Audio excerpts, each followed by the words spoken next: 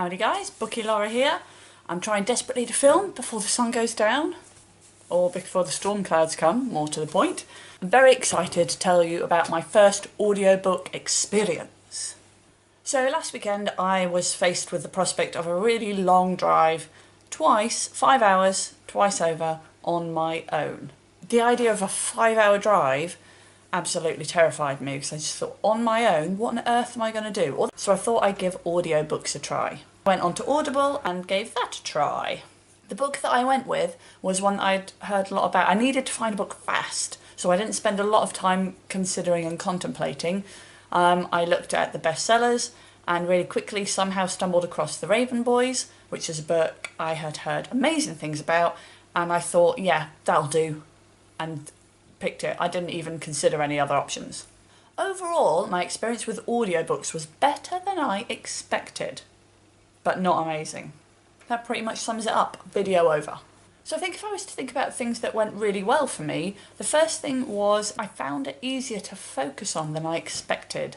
I had in my head that my attention would drift quite a lot. Actually, I found that I just listened to the story 99% of the time and actually was very rarely distracted. And if I was, it was only for a few sort of seconds, not enough that I'd have to replay part of the story.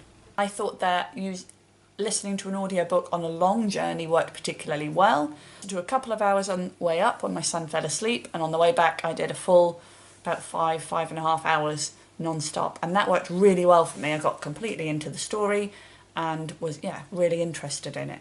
In the zone. Once I got home, I hadn't finished the book, so I decided that I would listen to it on my way to and from work that week, and that I found harder. I don't know whether it's because the journeys were shorter or because I was often going to work and thinking about work, but I found my attention drifted a lot more easily, and it just didn't sustain my attention in the same way it did on the long journey. The thing that I was particularly disappointed with, I felt the ending of the book felt really flat. Now, I'm not sure 100% whether that is because it's an audiobook or whether it's that particular story. I think unfortunately, because when I was reading the ending of the book, it was on the shorter journeys and it made the ending feel quite anticlimactic and a bit flat. I didn't feel as connected with the story as I had on the longer journey, but again, is that particular book or is it audiobooks in general? I don't know. The other thing that I imagine obviously is important with audiobooks is the narrator's voice. Because actually, I quite liked the voice of the narrator for The Raven Boys. I was quite into it, can't remember his name.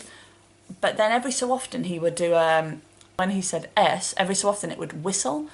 And that really got my go. And I just thought, oh, if he did that all the time, if there was somebody whose voice did a particular thing that annoyed you, that would be really hard to listen to for a significant length of time.